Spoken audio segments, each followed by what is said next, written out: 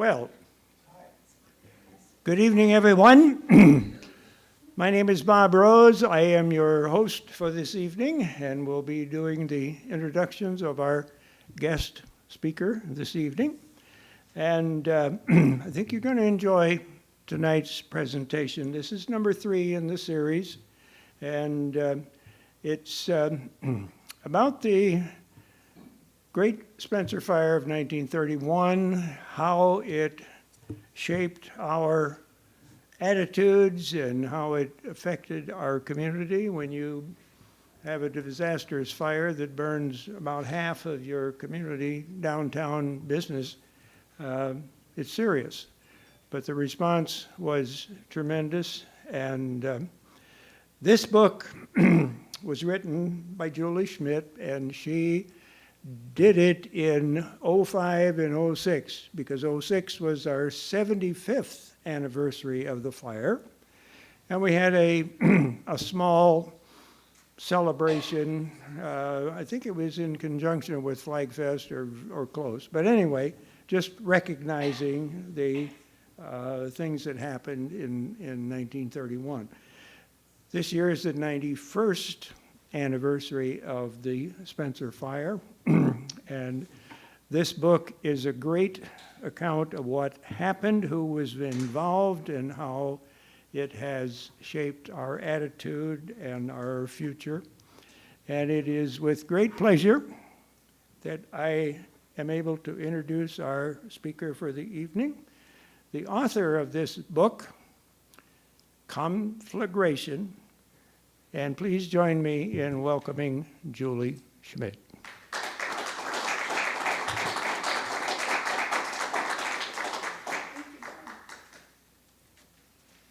Thanks, Bob. Hi, everybody. I'm Julie Schmidt. Thanks for coming in tonight. We'll hope that the weather doesn't do anything difficult while we're here. I don't know who's in charge of looking out the window while I speak, but anyway, yeah, I'm here to talk about this book I wrote in 2005 and 6. I want to remind you that was 16 years ago, so all that the information that's in this isn't as clear in my head anymore, so I've had to review a little. So I'll try to tell this story again to the best of my recollection with some notes. But yeah, tonight's presentation is really a telling of the story, and I will try to keep it. You think 45 minutes and then have some questions at the end? Well, somebody told me that, but you know how that happens. People start kind of easing themselves out of the room, and so, and I will say I also haven't timed myself, so we'll see. Feel free to say, move along if it's getting boring. So. Okay, so as Bob said, I wrote this book in 06 for the 75th anniversary. Spaceport was so kind to support me in the publishing of this book, and they actually own the rights to the book and the sales of that. But it was a fun project at the time. I did it I'd helped a little on the research for the Historic District nomination. I'd done some library research, and the consultant at the time said, somebody should write this story. This is a great story. So I raised my hand, and Space said they'd publish it, and that's how it came to be. Okay, so I'm thinking most of you know the story of the Spencer Fire, or think you know the story of the Spencer Fire, but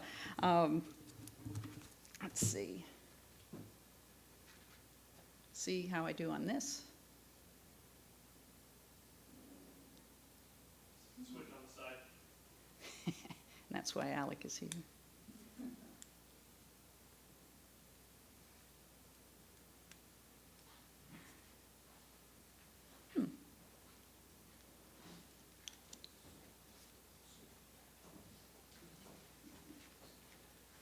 Sorry.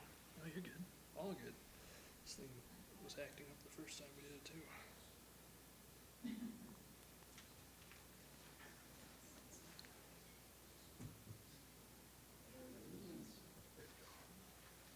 All good. All right. All right. This is a picture of Spencer's Main Street before the fire of 1931. So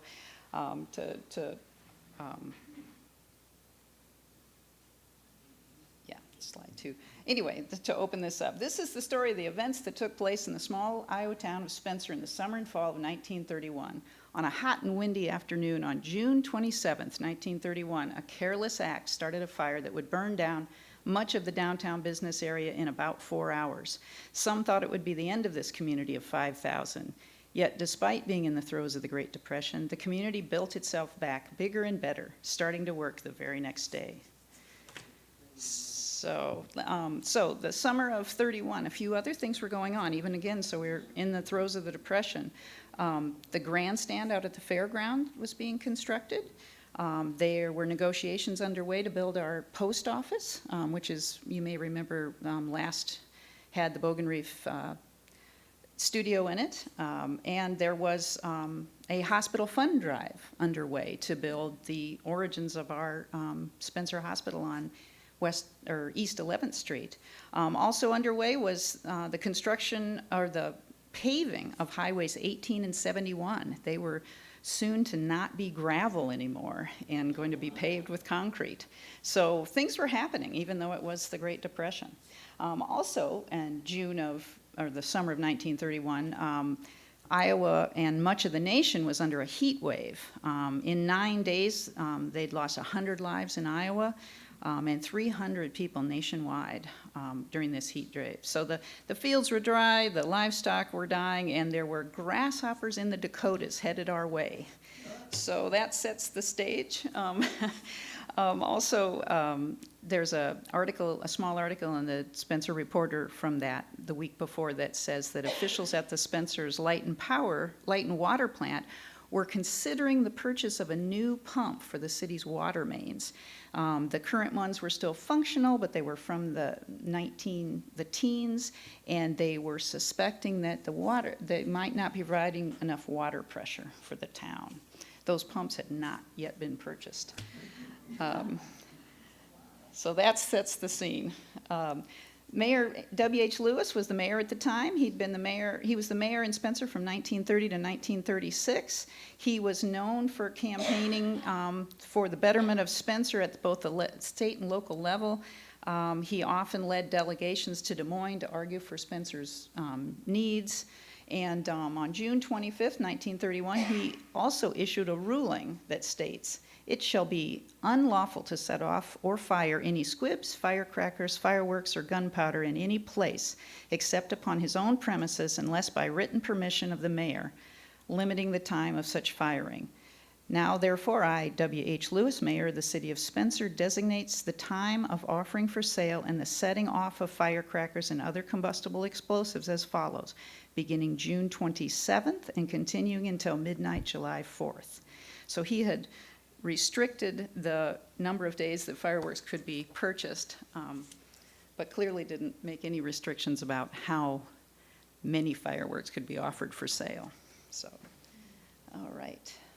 So this is the west side of Main Street, the site of Bjornstad Drugstore. Some of you may know it as the Hen House now at 4th and Grand, but that's what the Bjornstad Drugstore looked like in June of 1931. Let's see. All right, so here's the interior of the drugstore before the fire. What you should know is down the middle of this store, if you can believe it, is on June 27th is a table about 4 feet wide by nearly 40 feet long, holding the largest stock of fireworks that the Bjornstad Drugstore had ever carried for the 4th of July, worth about $300. The temperature was 97 degrees and winds were out of the south-southwest at 25 to 35 miles an hour. So here we are in the store at approximately 3:35 p.m. Saturday, June 27th. We've got Otto Bjornstad Jr., this 18-year-old son of the owner, Jeanette Bjornstad, the 25-year-old daughter of the owner, Ed Bjornstad, pharmacist, brother of the owner, clerk Mary Nelson, associate Andrew Wallstrom, his 13-year-old daughter, Margaret, bookkeeper Virginia, John Shelmadine, age 19, and William Skinner, all employees of the store. There's a couple of customers, depending upon which account you read, there's a half a dozen customers in the store. So anyway, the July 2nd, 1931 Spencer News Herald reports that a small dark-haired boy and two others entered the store to buy fireworks. The sale of fireworks had just started that day under the city ordinance. Miss Mary Nelson, clerk in the store, was waiting on them, and the boys were handling various items. It was reported that the boy had a lighted punk, a device used to light fireworks, in his hand, and childish curiosity got the better of him, and he touched it to a rainbow flame sparkler. It flared up, and the boy dropped it in confusion, just as Andrew Wallstrom was standing behind the prescription window, shouted, "Good God, drop that." There are other accounts that he wanted to know if the sparkler was a punk, and someone lit it to show him how it worked. He got excited and dropped it in the display. That's another version of the story. All accounts agree that the ensuing explosion of fireworks display was fast and fierce. It was heard all over the city and rocked the immediate surrounding area. A huge cloud of blue-colored smoke burst from the side window of the store, followed by a sheet of flame that seemed to devour the entire structure. Detonating aerial bombs, firecrackers, and spiraling balls of fire shot from the building and skipped across the pavement. So that's the first blast from Bjornstad drugstore.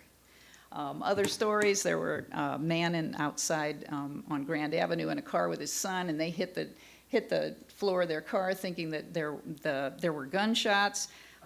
Dr. Collister, who was practicing above the Farmers Bank, which is now where Dermis and Edward Jones is, he had been newly deputized. He ran out of his exam room and got a shotgun and thought that the bank was being held up. And all the customers, employees ran from the Bjornstad drugstore.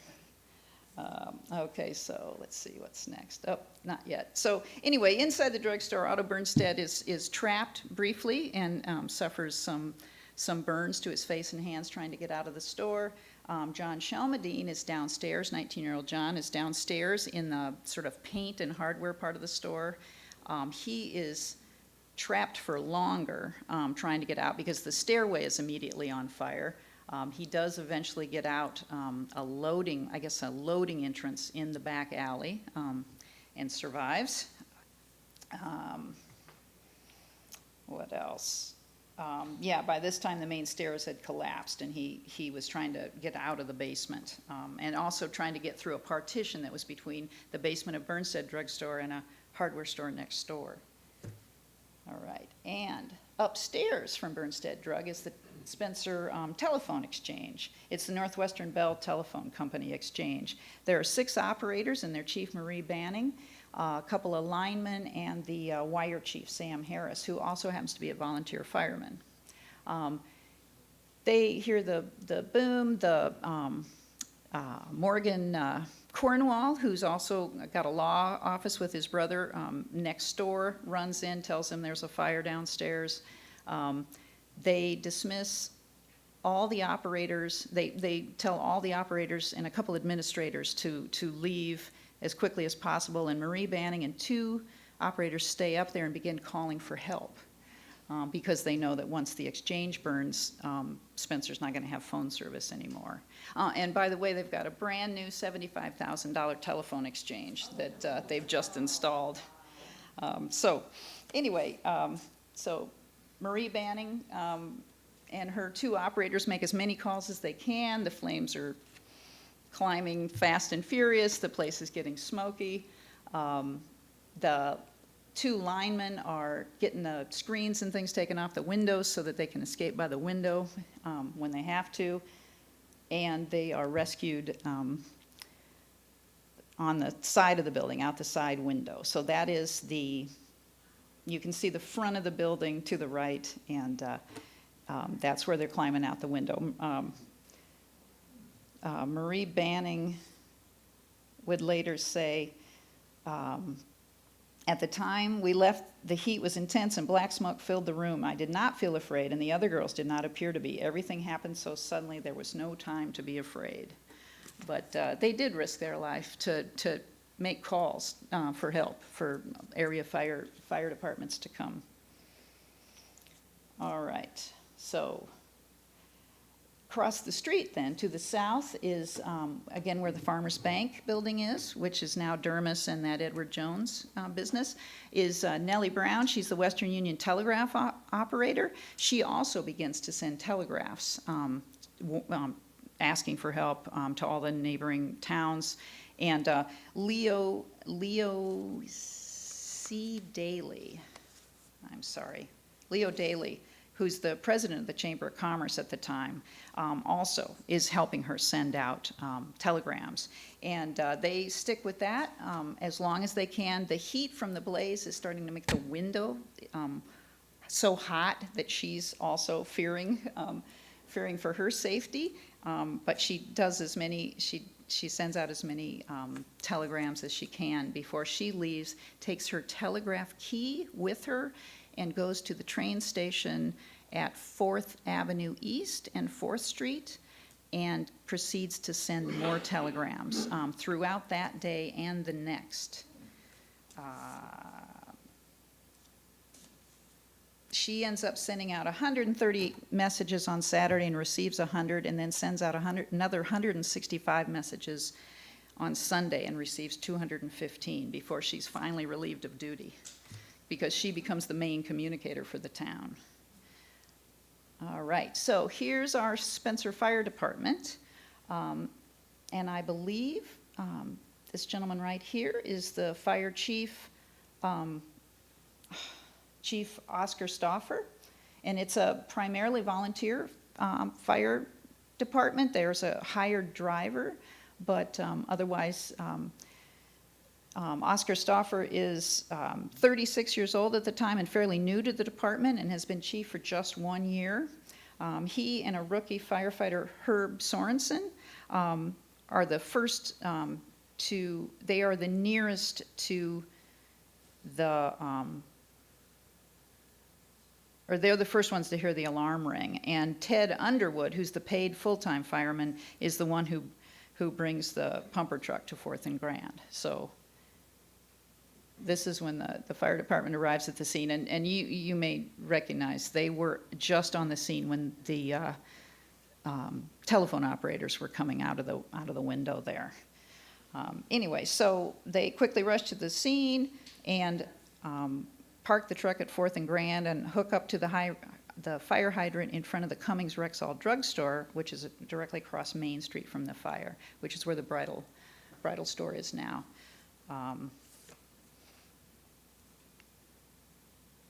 They hook up to the hydrant 100 feet across the street to the east, which at the time was free from heat and smoke. As soon as the hydrant was open, they knew there was a problem. There was such a small flow of water, they knew it would be of no use fighting the inferno. At the same moment, the wind shifted to the west, and there was a loud explosion at the drugstore, shattering the front window and sending smoke and flames nearly across the wide street. Drove the firefighters back, and their LaFrance fire engine started on fire. They quickly drove the flaming truck away from the blaze and doused it with chemicals to extinguish the flames. The truck's left side suction hose and tires were a bit scorched, but the truck itself was still functioning. It was taken 1 block to the south, and more hose was laid out from the hydrant. At this point, the fire company already had 2/3 of their 1,900 feet of 2.5-inch hose in use. So there's the Bjornstad drugstore engulfed in flame. Already, there are firefighters that are trying to go inside Bjornstad drugstore to see if there's more people to rescue. Cliff Hodgen and Charles Flack are both knocked down when that second explosion happens, and are rendered unconscious for a brief period of time. Somehow they both escape, and moments later, that $75,000 switchboard plunges to the basement through the flooring. Also, at the time of that second large explosion, the awnings of the Cummings Rexall drugstore start on fire. And the fire crosses Main Street. And so that's Cummings Rexall drugstore, the Beehive department store, begin to burst into flame.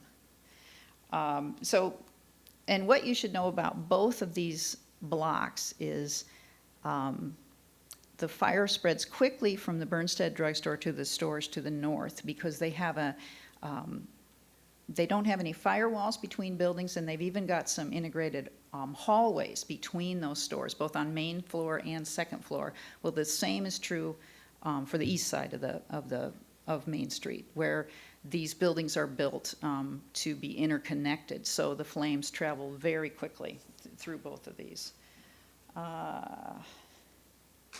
So while this is going on, the flames are spreading. The fighters are still struggling with water pressure and hydrants. They've set up another line of hose a block north of the blaze and had only hydrant pressure there. It was not until almost 30 minutes after the blaze started that firefighters would successfully produce adequate water pressure from the mains and the pumper trucks. Okay. During this time, so there's Cummings Rexall drugstore also engulfed in flames very quickly, and the pavement on Main Street begins to burn. It is asphalt in front of Bjornstad's, and it begins to melt and burn. Parts of it even buckle and crack like a furnace grate. There had been discussion in previous months to pour concrete, pave Main Street with concrete, but that had not yet happened. So now Main Street is burning. Let's see, so next, right behind Cummings Rexall on Mill Street, as it was called then, that's First Avenue East, is Schoeneman's Lumber Company, which happens to have lumber. So the winds are headed that direction, and there's a lot more fuel right there.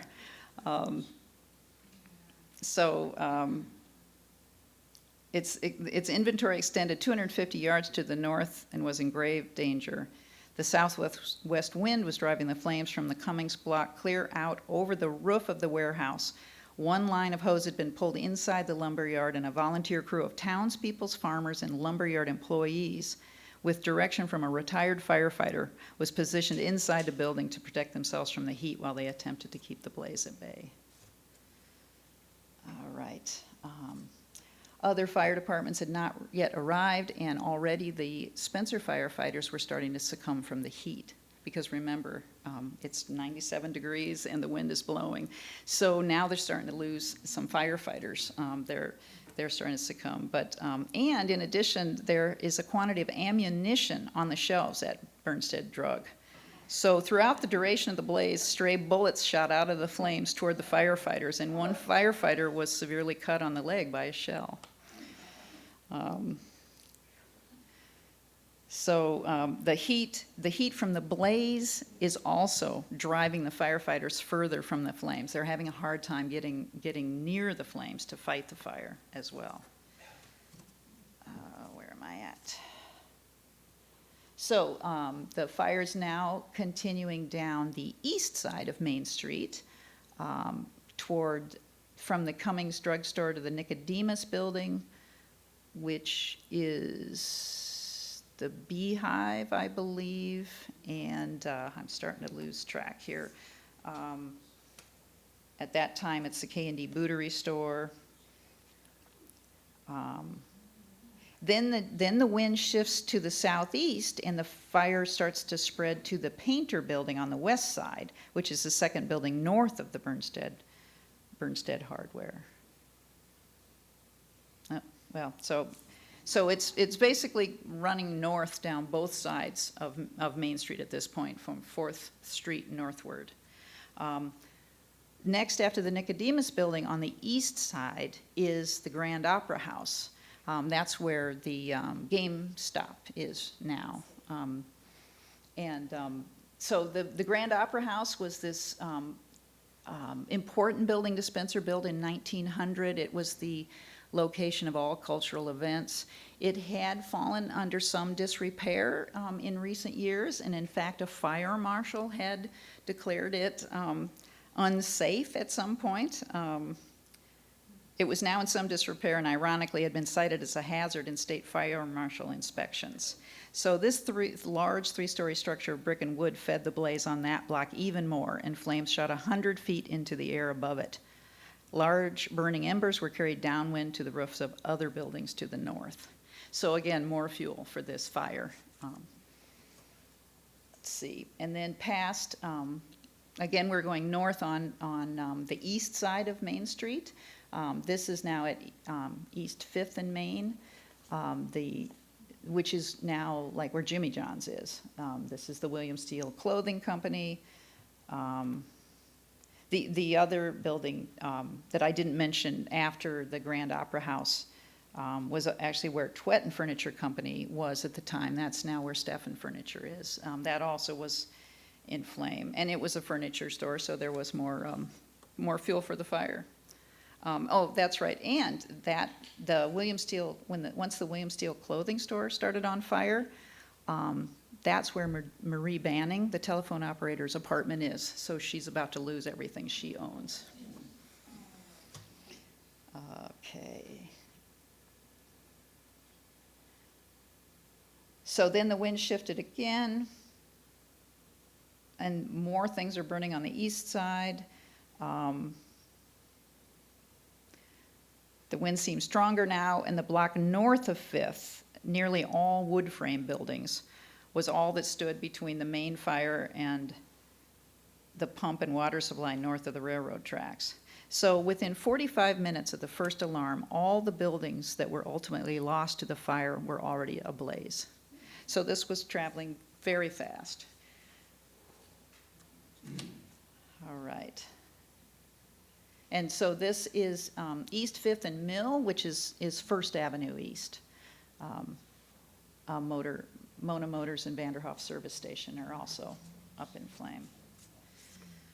All right, so finally, about 4:15, some of the first fire crews are making it to Spencer. Remember, the blaze started around 3 p.m. The first crew to arrive is Milford, 14 miles to the north. They were known throughout the region for their quick response to any alarms. 2 members of the crew, the Donaldson brothers, were race car drivers. So they prided themselves on getting to fires quickly. Though they first misunderstood their orders and sent a truck to the home of Harry Spencer in Milford, and then had to correct and head south to Spencer. And they arrived around somewhere between 4:15 and 4:30. And then the fire crews from then on started arriving, and they mostly arrived between 4:30 and 7 p.m. that night. They, as you can see from the list, many responses.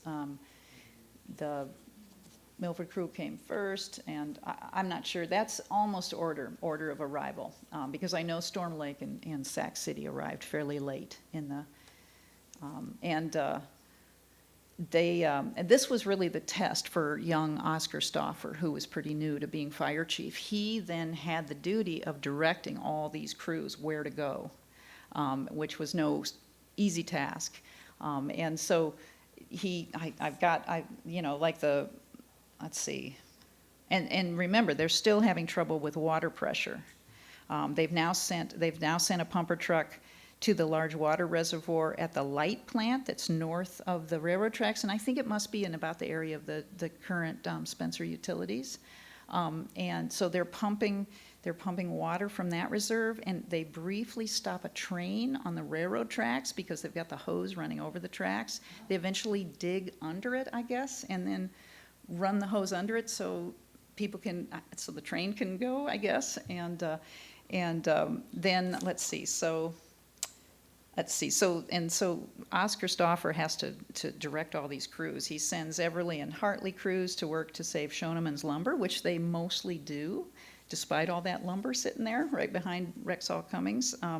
Spirit Lake and some Emmitsburg crews work on the west side, just north of Bjornstad's, where they do manage to stop the blaze at what's called the Kunith building, which I believe is where the goal kick is located. Thank you. That Kunith building had a firewall, and it was also is there a one-story building next to it? Somehow the Spirit Lake fire chief stands on a roof to try to fight that fire, and for the most part stops it there.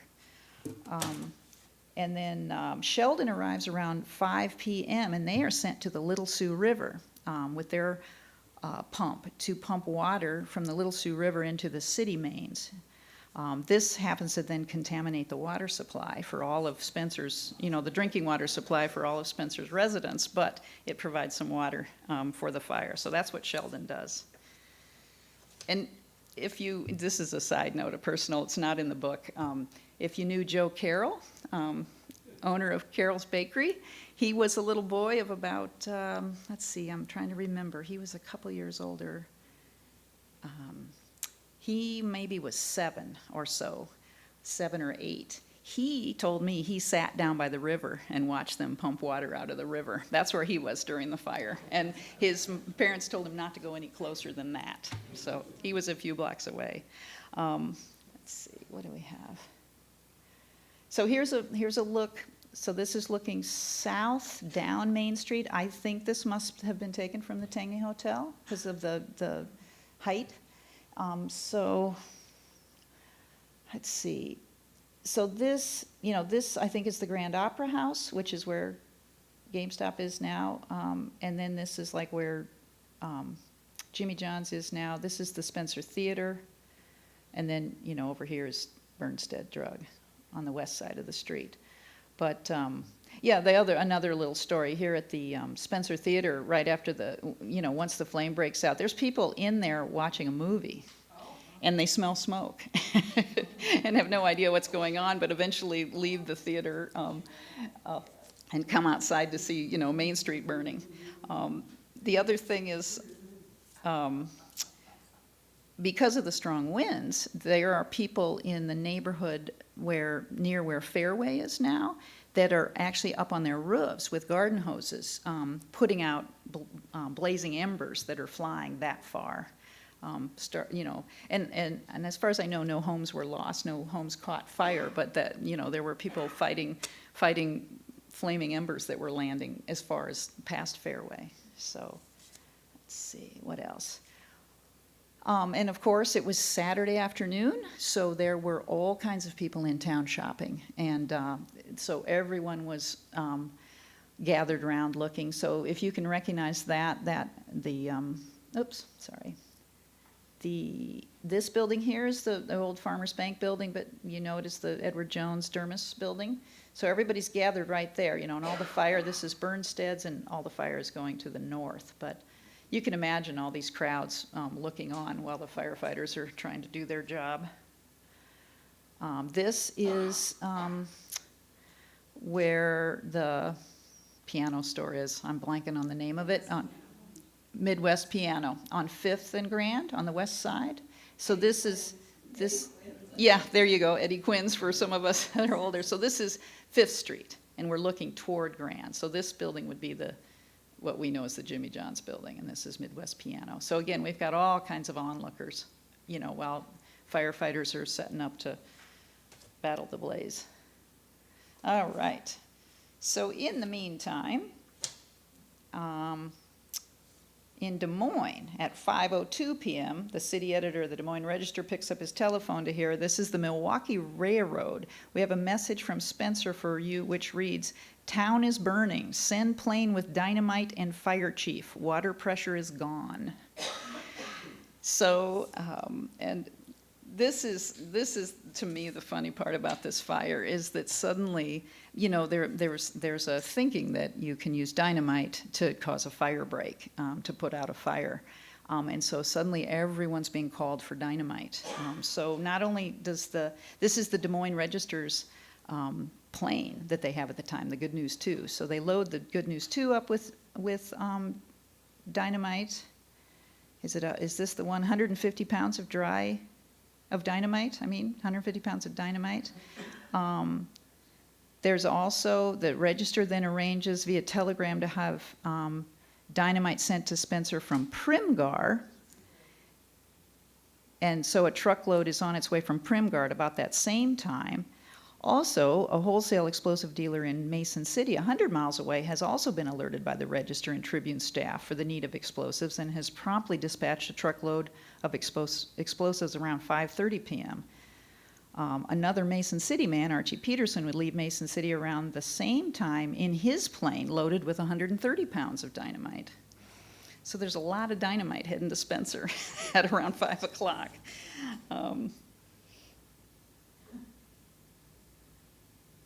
Yeah, and then also Earl Hall, editor of the Mason City Globe-Gazette, has managed to have a fire truck loaded onto a railroad car ready to send to Spencer if the need arises. So, you know, in that regard, there's communities all over are trying to help Spencer. So this is the aerial view of the fire from the Good News 2. That plane arrives around 6:30, so that's what they see from the Good News 2. I think you can, this is Bjornstad Drug, this is Cummings Rexall, and then, you know, this is the smoke and flame to the north.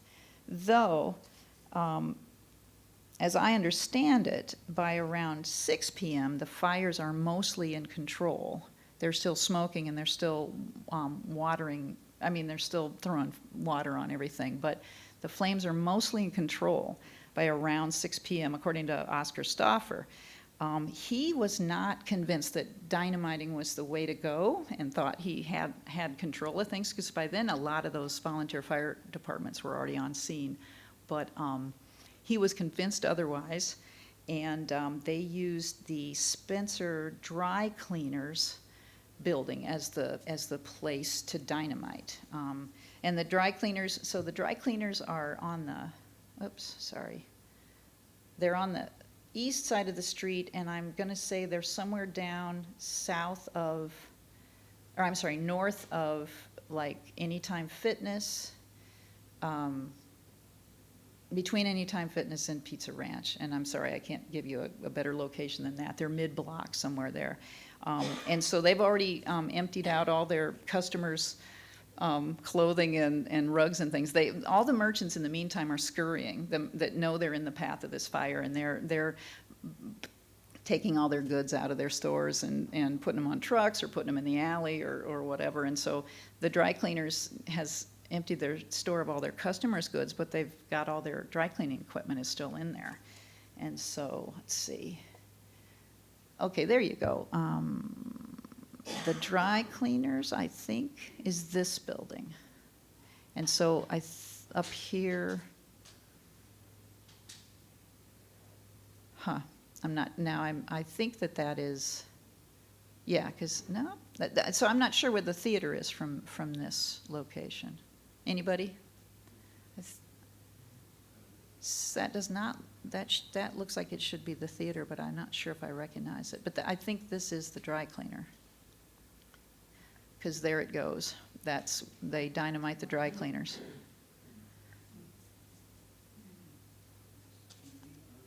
Did it help?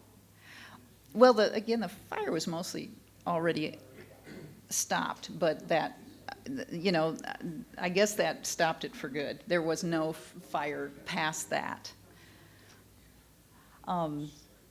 And so the thing is, then all this dynamite was in Spencer. So another story about that then is there were a lot of burned out stores who had big, tall brick walls that were precarious and about to fall.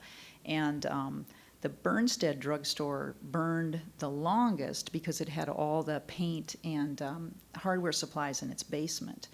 And so, as I understand it, they used a load of dynamite to knock down the south wall of Bjornstad Drug.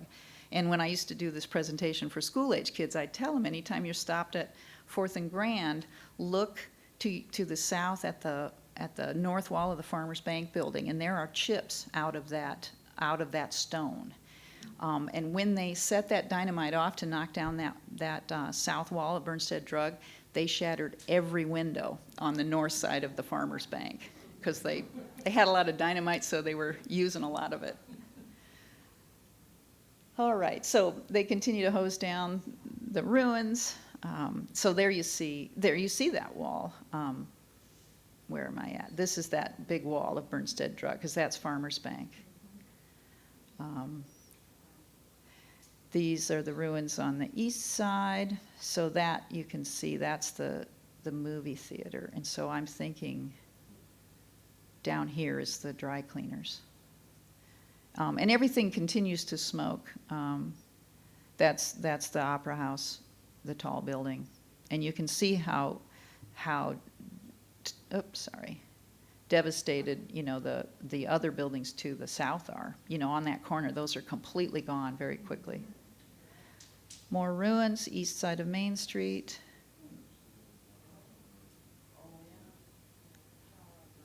Ruins west side, so you can see where they stopped the blaze. It didn't really travel that far north on the west side of the street. Another aerial view of the ruins, which really gives you, a look of the devastation. And just so you can also locate yourself, here's the old high school, then middle school, now apartments. Here's the Masonic Temple, I think. And I think that's.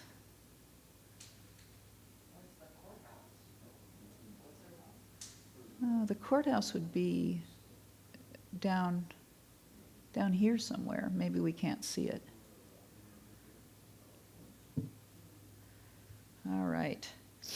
So this is by the very next day, the other thing to keep in mind is, they continue to hose down all the ruins all into the night. And that Saturday night, the Spencer residents went to sleep with no potable drinking water, and hardly any electricity and no telephone service. It was a bad day for Spencer. So bright and early the next morning, the owners are looking at the wreckage. That's right. And on that Sunday, so they estimated that on that Saturday of the blaze, by the end of the evening, there were 10,000 people in Spencer that had come to watch the blaze. And on Sunday, there were 30 to 50,000 people that traveled through Spencer to look at the ruins, which really wasn't that helpful for everyone, but all right. And so I guess by Monday then, the owners are looking at their property. Temporary structures are starting to be built. The bank vault is eventually open. There's a bunch of different stories about what the different merchants do and try to protect their stuff. A whole bunch of the Clay County Bank that's right next door, or 2 doors down from Bjornstad Drug. The tellers throw all their money and all the bonds and everything into that safe, and it all survives. They open that up when the safe cools down. Oh, let's see. What? Steve Avery's office today. Yes, exactly. Thank you. And these are Fred Moore and H.A. Finkelstein at the Salon Theater, which becomes the Spencer Theater. They become I think they're the very first people that declare that they're rebuilding. And Bjornstad Drug puts up temporary buildings, and you can see that is also, they're on the south side of 4th Street, because this is the Farmers Bank building again, and that's the Medler Studio, the yellow tile building. So they build these temporary quarters. A side note, my dad, who was 6 years old at the time, has a memory of coming in with his dad and buying a winter coat at that temporary building at Bjornstad's. And then this is a temporary structure you can see right here by the Cummings Rexall drug building. Also, so that's on East 4th Street, on the north side of that street. And this is the police station at the time, which escapes the blaze, which is a very good thing, given that Spencer was in darkness and ruin, that we didn't lose our police department.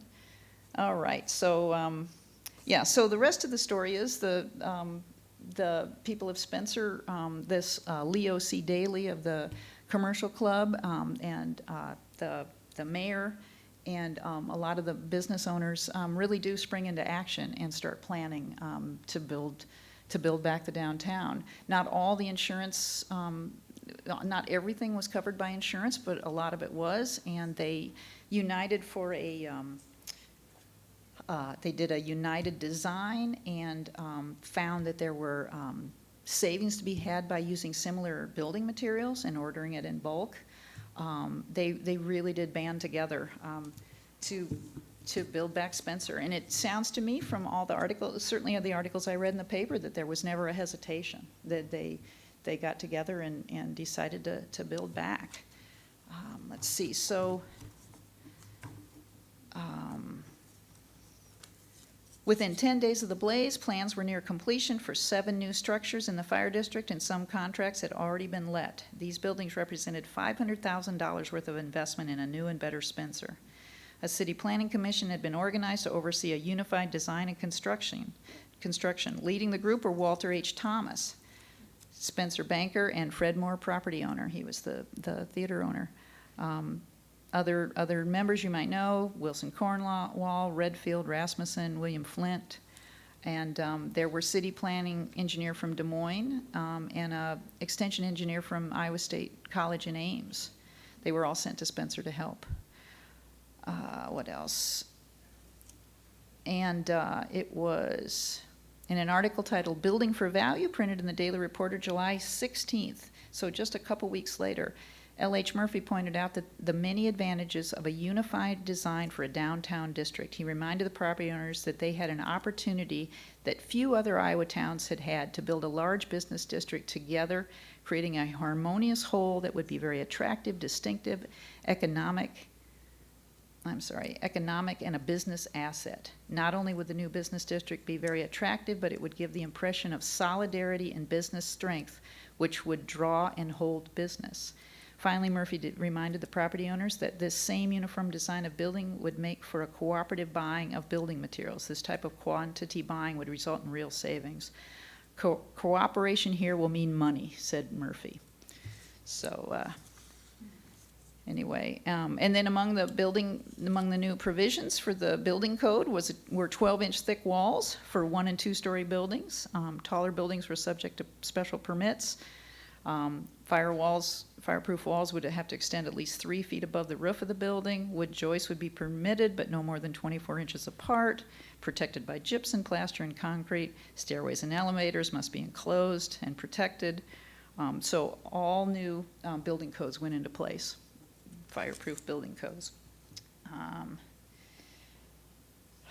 What else? So I could go on and on, but all this happened very quickly. The new Spencer Theater opened on September 3rd of that year, which to me is still amazing that happened. And then there were 20 new buildings in the Spencer Business District that popped up. So this is the reconstruction. There was this was during the Depression, so a lot of unemployed young men flocked to Spencer looking for work. And it got to the point that the mayor put out a declaration that said, "Do not come to Spencer, we don't need any more help." But, it was the Depression and people were looking for work. And this did provide a lot of jobs for people. And then by December 11th, they had their Jubilee, which all these 20 new buildings were up and running by Spencer 10th, and they decorated the town for the holidays. It's a little hard to see. I'm trying to think. So this is Main Street, and I am thinking we're looking south, and this is taken from the Tangney again.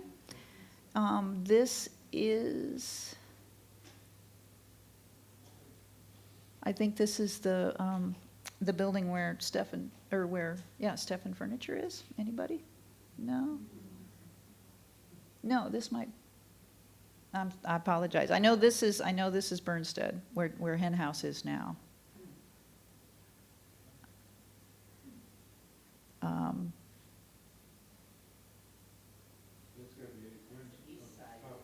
Yep, Midwest Piano, yep. That might be actually where Stefan Furniture, Carol's Bakery, maybe right there. And then this is Cummings Rexall, right? There's the Clay County National Bank, which then became Cornwall, Avery, Bjornstad, Scott, yep. And there's the Flint Cummings Rasmussen block, which is where the bridal store is now. And then right next to that, where the Beehive is. And this is Arts on Grand, I believe that was the Fraser Theater prior to that. And then this is the famous Thomas Floaty building where GameStop is, that was, you know, J.C. Penney's, how I knew it for a lot of years. So this is after Reconstruction, looking south.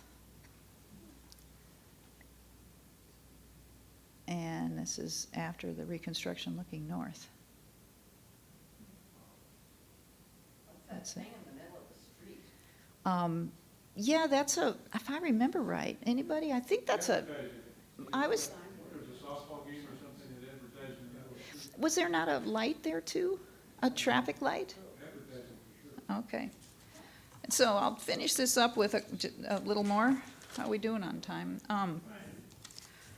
So in 2004, fast forward to 2004, an application was made and accepted to place much of Spencer's downtown business district on the National Register of Historic Places. From a historic perspective, what makes the Spencer downtown so significant can be explained in three parts. First, it illustrates the development of the commercial district of a county seat by community planning in the rebuilding of the central business district after a major fire. It represents the coordinated effort by individual architects, builders, and owners to work with planners to create a modern and cosmopolitan commercial area, most of it occurring during a specific period in 1931. Secondly, the Grand Avenue Historic Commercial District has statewide significance because the Spencer Fire was directly responsible for the law passed by the Iowa State Legislature in 1937, banning the sale of fireworks in the entire state of Iowa. And finally, the district is significant in that the buildings illustrate most of the popular styles used for early 20th century commercial design. These modern buildings constructed in the post-fire period. They include designs between 1913 and 1935. The following architectural classifications are represented: late Victorian Romanesque revival, late 19th, early 20th century revival, such as Classical Revival, Mission Spanish Revival, and Italian Renaissance, late 19th, early 20th century American movements such as Sylvanesque, Chicago style, and commercial style, and modern movements such as Art Deco. And I'll close with another paragraph. Without the dramatic event of the fire in Spencer, no doubt Spencer's commercial district would have followed the ways of so many other Midwestern towns. A mixture of pre-1900 bricks would stand alongside a variety of post-1900 to present buildings constructed in any type of material or roof line with no overall plan for architectural integrity or visual continuity. The men and women who so quickly and efficiently got together to forge a vision of Spencer's Main Street and its future should be remembered as well as people who saw beyond the moment of disaster and looked forward to an opportunity to do something distinctive for their community that would live on into their grandchildren's generation and beyond. All right, and that's what I've got. Thank you.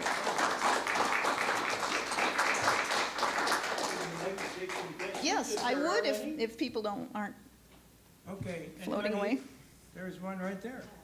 When I was younger, I used to have reading lessons with Beulah Cheney, and she was the mother of Diet Cooper, was a long-time Yes. English teacher. Yes. And she always told me that the identity of the young boy who started the fireworks was a mystery, but it was a very well-kept secret because this person was I think because he must have been a prominent businessman in the city. Is that, what do you know about the identity of the Yeah. mystery person?